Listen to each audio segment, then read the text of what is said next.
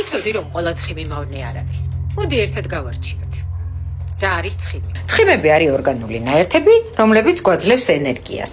იცავს ორგანოებს, საჭიროა ჰორმონებისა და ვიტამინების შესათვისად. ქიმიურად ის შედგება გლიცერინისა და ცხიმოვანი მჟავებისგან.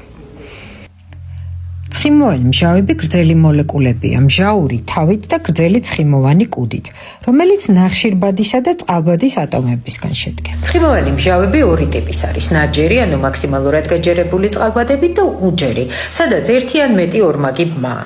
შესაბამისად, ცხიმებიც არსებობს ნაჯერი, ცხოველური და უჯერი, მცენარეული. ნაჯერი ცხიმები ოთახის ტემპერატურაზე მყარია, თევზის ქონის გარდა. და მოლეკულაში ორმაგი ბმები არ აქვს. მაგალითად, კარაქი, ღორის ქონი, ცხიმიანი ხორცი. ჭარბად ვიღება, იწვევს ცუდი ქოლესტერინის ზრდას.